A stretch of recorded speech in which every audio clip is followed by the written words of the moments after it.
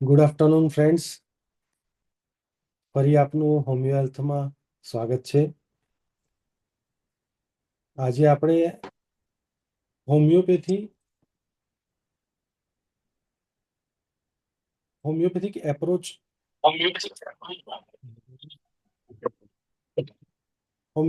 Approach in ડિસ્મેનોરિયા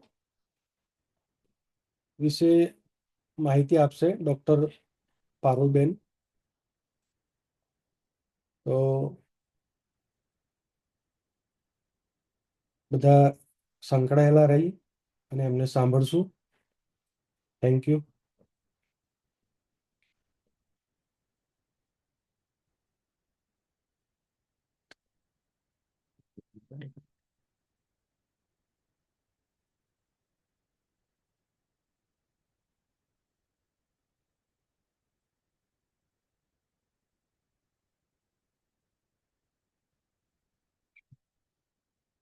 Hello everyone, good afternoon. Thank you for joining this lecture and thank you sir for this opportunity. So today we'll learn about dysmenorrhea.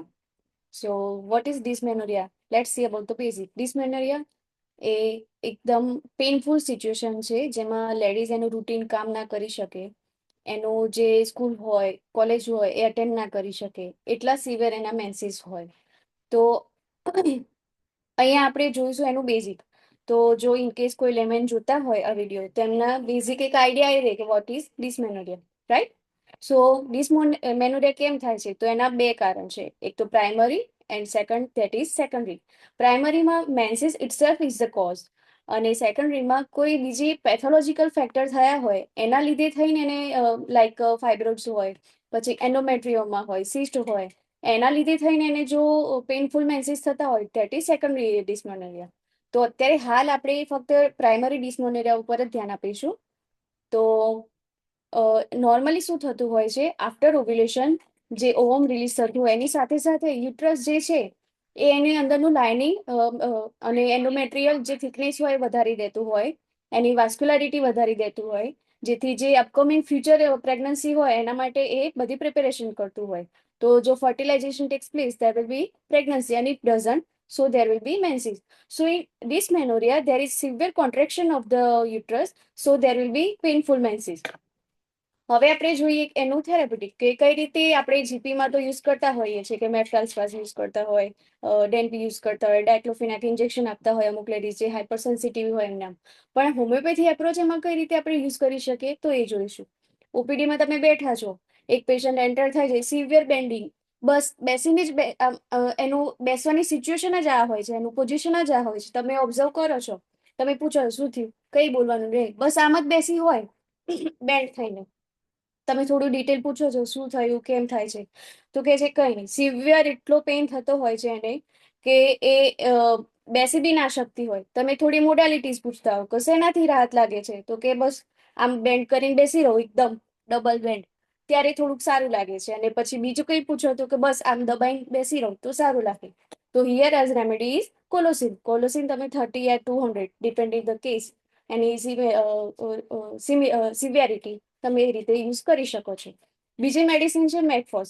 જેમ તમે મેફ્ટાલ્સ્પાઝ use કરતા હોય બસ એનું એનું જેવું જે action હોય એન્ટીસ્પાઝમોડિક એ મેકફોસનું હોય છે. તો એમાં પેશન્ટ શું કહે છે, તમે થોડી મોડાલિટીઝ પૂછતા હો તો કે એને શેનાથી રાહત લાગે છે, તો કે સાહેબ કશી વસ્તુથી રાહત નથી લાગતી, બસ ખાલી ગરમ પાણીનું શેક કરું તો એનાથી એને સારું લાગે છે, પેલું જે હોટ ફોર્મેટેશન હોય એનાથી વધારે બેટર લાગે. તો એમાં તમે મેકફોસ 6 યુઝ કરી શકો. હાફ કપ વોર્મ વોટર હોય એની અંદર 6 થી 7 ગ્લોબિલ્સ ઓગાળીને અને પછી એ તમે યુઝ એની ફ્રિકવન્ટ રિપીટેશનમાં યુઝ કરી શકો. જો કોલોસિન ઇફેક્ટ ના કરતી હોય તો એવા કેસીસમાં મેકફોસ બી યુઝ કરી શકાય છે. થર્ડ વન ઇઝ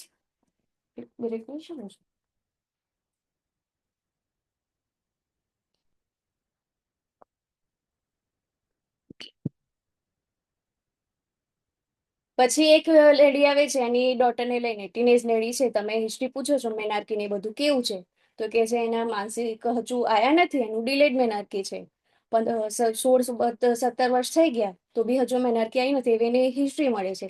સાથે સાથે પેશન્ટ આવે છે પણ એટલા એજની જે છોકરી હોય છે છતાં એને પીરિયડના પેઇનના લીધે રડતી હોય છે. એક વીપિંગ કમ્પ્લેન્ટ, બીજું એની મમ્મીને તમે પૂછો કે બીજું શું શું છે તો કે આમ તો ડાઈ છે, જે વાત કહો એ માની જાય, તો ધેટ ઇઝ યીલ્ડિંગ ડિસ્પોઝિશન. શેનાથી સારું લાગે? તો કે બસ પડી રહે, બસ કઈ કામકાજ ના કરી તો સારું લાગે. અને સ્પેસિફિકલી એ કે જો રૂમમાં સુઈ હોય તો એના બારી બારણા ખુલ્લા રાખે, દરવાજા ખુલ્લા રાખે, કાં તો પછી બાર હિંચકામાં બેસી રહે, ખાટલામાં પડી રહે, ઓપન એર એને વધારે ઈચ્છા થાય. તો હિયર અ રેમેડી ઇઝ પલ્સિટિલા. પછી સેમ એના જેવી એક રેમેડી છે કે કોક્યુલસ. એમાં એનો મેન્સિસ હિસ્ટ્રી પૂછો તેમાં શું હોય કે એનો મેન્સિસનો ફ્લો એકદમ હેવી હોય, એના લીધે થઈને એને ડિસ્મેનોરિયાની તકલીફ રહેતી હોય છે. એમાં તમે પૂછો કે બીજું શું થાય છે, થોડુંક નેચરનું બેઝિક પૂછો તો એની મમ્મી કે ડાઈ છોકરી, બસ એની કોઈ એની હેરાનગતિ નહીં, કોઈ ચીડિયાપણું નહીં, બસ ડાઈ છોકરી. પણ એને હા એને વાંચવાનો બહુ શોખ છે, એમને એમ કદી નવરી બેસી જ ના રહે. એ જ્યારે બી જુઓ ત્યારે એના હાથમાં બુક હોય. પછી બીજું એ કે તમે એની મમ્મી પછી એમ કહી શકે કે અમે ક્યાંક બહાર જતા હોઈએ તો એને લઈ જવી થોડી મુશ્કેલ. કેમ? તો પછી એને કહે છે કે એને હા મોશન સિકનેસની બહુ તકલીફ રહે છે, અહીંયાથી અહીંયા સુધી જઈએ શોર્ટ ટ્રાવેલિંગ હોય તો બી એને મોશન સિકનેસ વધારે થાય છે. તો એવા કેસમાં તમે કોક્યુલસ યુઝ કરી શકો છો. બીજી એક રેમેડી છે કે કેમોમિલા. એમાં શું થશે, પેશન્ટ આવશે, બેસશે, એટલું એની પર્સનાલિટી પરથી જ તમે જોઈ શકો છો કે ઇરિટેબલ છે, ચીડિયલ છે. એનું થોડી મમ્મીને પૂછો હિસ્ટ્રી બધું તો પછી એને કહે છે કે હા એ ગુસ્સો તો કરે છે બહુ જ, ગુસ્સામાં એ વસ્તુ બી પછાડે, એકદમ ઇરિટેબલ રહે, એનો સ્વભાવ બી ચીડ્યો. ખાસ કરીને જે મેન્સિસ હોય એની વખતે તો એ બહુ જ ઇરિટેબલ અને ગુસ્સામાં રહેતી હોય. મેન્સિસ પૂછો તો કેવું કે હેવી અને પ્રોલોંગ. એનો બહુ જ એને હિસ્ટ્રી પૂછો તો હા કે દિવસના 4 થી 5 તો પેટ બદલવા પડતા હોય છે, પણ ફ્લો એનો હેવી હોય છે. મેન્સિસની કમ્પ્લેનની સાથે સાથે એને થોડું જીઆઈ ડિસ્ટર્બન્સ બી રહે છે, લાઈક ડાયરિયા ને એવું, તો એમાં તમે યુઝ કરી શકો કેમોમિલા. સેમ એના જેવું કે બેલોડોના. તેમાં કઈ રીતે પેશન્ટનું કમ્પ્લેન પ્રેઝન્ટેશન હશે, ડિસ્મેનોરિયા ધેટ ઇઝ પેઇનફુલ મેન્સિસ તો હશે, પણ સાથે અનકોમન સિમ્ટમ કયા હશે, લાઈક સિવિયર પેઇન હશે, પણ એની સાથે સાથે ઇરિટેબિલિટી હશે. પેઇનના લીધે ઇરિટેબલ તો રહેવાની, પણ પછી ડિફરન્શિએટ કરવા માટે કે તમે વધારે થોડી હિસ્ટ્રી પૂછો તો એની મધર કહે છે ના ના એકદમ ડાઈ હોય, ઇન જનરલ એનું રૂટીનમાં બહુ સારી હોય, શાંત હોય, એકદમ જોલી, પણ જેવું એને પેઇન થાય એટલે પૂરું, એકદમ ગુસ્સામાં, ઇરિટેબલ હોય અને બહુ ચીડિયલ રહેતી હોય, એમ કોઈની વાત ના માને. પ્લસ એને ડિસમેનોરિયાની સાથે સાથે હેડેકની કમ્પ્લેન બી રહેશે. અને એટલી બધી સેન્સિટિવ કે તમે એક્ઝામિન કરવા માટે એને ટેબલ પર લો તો ટચ બી ના કરવા દે. સો હિયર કમ્સ અ બેલાડોના. બીજી એક રેમેડી છે સિમિસિફુગા. તો એમાં કઈ રીતનું હશે કે મેન્સિસ છે એ ફર્સ્ટ ડે થી એનો પેઇન ચાલુ થાય તો એના 4th-5th ડે સુધી એનું સિવિયર પેઇન ચાલુ જ હોય. અને સાથે સાથે એવી ફિમેલ કે યંગ ટીનેજ ગર્લ હોય અને એને ડિસમેનોરિયાની કમ્પ્લેન હોય તો એમાં તમે સિમિસિફુગા યુઝ કરી શકો. એમાં શું કહેશે પેશન્ટ કે હા થોડુંક આમ નીચે કંઈક હસતું હોય, બેરિંગ ડાઉન લાઈક સેન્સેશન, આમ કંઈક નીકળતું પાસ થતું હોય એવું એને ફીલ થતું હશે. અને સાથે સાથે પેલ્વિક પેઇન તો થશે જ, પણ એની સાથે જોઈન્ટ પેઇન એને બહુ જ વધારે હશે અને બેક એક ને એ બધું હશે.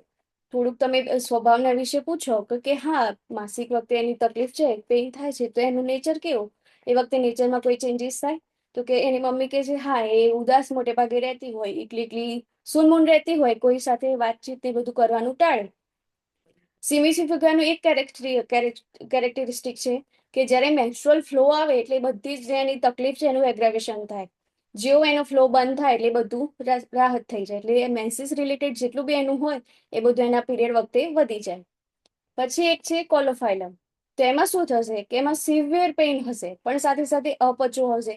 પેશન્ટ કહે છે કે હા માસિક આવે એટલે બસ ખાવા પીવાનું એનું પૂરું, એ ખાઈ જ ના શકે. કેમ? કારણ કે એને ડાયજેશન રહે છે, ડિસ્પેપ્સિયા, બરોબર એને પચન થતું નથી એટલે પછી ખાવાનું જ ઓછું કરી દે છે. પણ સાથે સાથે એના જે સ્મોલ જોઈન્ટ્સ હોય એમાં એને સ્ટીફનેસ વધારે ફીલ થશે, એમ કે માસિક વખતે કઈ કામ ના કરી શકે, જેમ કે કઈ માઇન્યુટ મસલ્સનું જે યુઝ થતો હોય એવા જે કામ હોય એમાં એને થોડી તકલીફ થતી હોય. અને પેશન્ટ સાથે હિસ્ટેરિકલ અને ફિયરફુલ હશે. યુસ્ટિલેગન. તો એ મેડિસિન ક્યારે યુઝ કરી શકો? તો ડિસ્મેનોરિયાના સિમ્ટમ્સ તો હશે, પણ સાથે અનકોમન સિમ્ટમ એવા હશે કે જે મેનોપોઝલ લેડી હોય એમાં એકદમ હેવી મેન્સિસ હોય અને મેન્સિસનું તમે હિસ્ટ્રી પૂછો કેવી હોય તો એકદમ ડાર્ક અને ગામડામાં જીપી કરતા હોય તો પછી માજી થોડા જે 40-50 વર્ષના હોય એ આઈને કહેશે કે હા થોડું માસિક તો ડાર્ક આવે છે, એકદમ બ્લેક કલર જેવું હોય છે ને થોડા મોટું મોટું અને ગઠ્ઠા પડતા હોય ને એ ટાઈપનું, તો એમાં તમે યુસ્ટિલેગો યુઝ કરી શકો. બીજી એક છે ઝેન્થોઝાઇલમ. તો એમાં બી પેઇન તો સિવિયર હશે જ ઓબ્વિયસલી, ડિસ્મેનોરિયા છે તો, પણ પેશન્ટ એમ કહે છે કે શું કરું સાહેબ, કોઈ બી સિચ્યુએશનમાં મને રાહત નથી લાગતી, ગમે તે ઊંઘવાનો ટ્રાય કરું, બેસવાનો ટ્રાય કરું, બસ કોઈ રીતે મને રાહત લાગતી નથી. તો એમાં પેલ્વિક પેઇન હશે, પણ સાથે શું કે છે સર અહીંયા બૂચીમાં બહુ દુખે છે. ઓક્સિપિટલ હેડેક એની સાથે હશે, બેકએક હશે, અને જે કાવ્સ હશે, કાફ અને થાઈ મસલ, બેક ઓફ થાઈ, ત્યાં સિવિયર પેઇન હશે. અને સાથે સાથે ઇન્સોમ્નિયા તો હંમેશા પ્રેઝન્ટ હશે. એ કોઈ બી સિચ્યુએશનમાં ઊંઘવાનું ટ્રાય કરશે પણ એને આરામ મળશે નહીં. અનધર વન ધેટ ઇઝ વાઇબર્નમ ઓપ્યુલસ, સ્પાઝમોડિક અને મેમ્બ્રેનસ ડિસ્મેનોરિયા. જે સ્પાઝમ સિવિયર થતા હોય એ જે ડિસ્મેનોરિયા છે એમાં, પ્લસ મેમ્બ્રેનસ, જે ડિસ્મેનોરિયામાં જે મોટા મોટા મેમ્બ્રેન પાસ થતા હોય એમાં બી વાઇબર્નમ બેસ્ટ ઇફેક્ટ કરતી હોય છે. તેમાં તમે મેન્સિસની હિસ્ટ્રી લો તો એમાં શું કહે છે, બહુ જ લેટ આવે, એકદમ ઓછું આવે સ્કેન્ટી, અને માંડ એકાદ દિવસ તમે પછી પૂછો કે કેટલા પેડ યુઝ છે, હાર્ડલી એકાદ પેડ યુઝ છે, તો એમાં બી સામાન્ય સ્પોટિંગ જેવું હોય. તો હિયર મેન્સિસ એકદમ ઓછું છે પણ છતાં પણ એનો પેઇન એટલો સિવિયર છે, તો વાઇબર્નમ ઓપ્યુલસ. પછી હવે બીજો પૂછો કે કેવી હિસ્ટ્રી મેન્સિસની બધી, તો કે ઓફેન્સિવ અને સાથે સાથે સિવિયર લેગ ક્રેમ્પ્સ હોય, અને નીચેથી આમ કંઈક પાસ થતું હોય એવું પેશન્ટને ફીલ થાય. તો હિયર કમ્સ અ વાઇબર્નમ. એના સિવાય બી ઘણી બીજી રેમેડીઝ હોય છે, લાઈક લેકેસિસ. તો લેકેસિસમાં શું હોય, એને મોસ્ટલી કે પેલ્વિક પેઇન તો થાય જ છે, પણ જે લેફ્ટ સાઈડનું હોય એમાં થોડું એને વધારે એફેક્શન હોય. બીજી કોઈ બી તકલીફ હોય તો એમાં લેફ્ટ સાઈડ એને વધારે પ્રોબ્લેમ થશે. તો પછી જો મેનોપોઝલ લેડી હોય તેમાં એ રીતે પ્રેઝન્ટ થશે કે સાહેબ તો માસિક વખતે દુખાવો તો અતિશય થાય છે, પણ સાથે સાથે હાથ પગ એટલા બળે છે ને કે રાત્રે ઊંઘાતું બી નથી, ઊંઘી જાય તો બી એને તકલીફ થાય છે. અને પાણીનું પૂછો તો કે હા તરસ લાગે થોડું પી લેવાય, પણ એટલું બધું બી નહીં. તો હિયર કમ્સ અ લેકેસિસ. પછી બીજું એક છે કે મિલીફોલિયમ. મિલીફોલિયમ ક્યારે યુઝ કરી શકો, સિવિયર એનું પ્રોફ્યુઝ મેન્સિસ હોય. મેન્સિસ એટલું હોય કે દિવસના એના 6 થી 7 8 જેટલા પેડ તો યુઝ થઈ જ જતા હોય, અને સાથે સાથે એને ફ્રિક્વન્ટ એનું યુરિનેશન હોય અને એનું સિવિયર પેલ્વિક પેઇન હોય. તો હિયર કમ્સ અ મિલીફોલિયમ. સો આ બધી જે આપણી રેમેડીઝ ડિસ્કશન કરી એ એક્યુટ ફેઝ માટે તમે યુઝ કરી શકો. લાઈક તમે જે પેઇન કિલર યુઝ કરો એ રીતે તમે હોમિયોપેથી આ મેડિસિન્સ યુઝ કરી શકો, પણ પ્રોપર એનું ટ્રીટમેન્ટ માટે એનો કોઝ જાણવો પડે, અને પછી એના પછી એનું જે અકોર્ડિંગ હોય જે સિમિલિમમ એનાથી એને વધારે બેટર ઇફેક્ટ મળશે, અને પછી એને પરમેનન્ટ ક્યોરમાં તમે કન્વર્ટ કરી શકો. સો આટલી રેમેડીઝ હતી આપણે એક્યુટ ફેઝના જે ડિસ્મેનોરિયા હોય એના માટે. So I'm thanking you, all the viewers, and thank you, sir, for this stage. Thank you.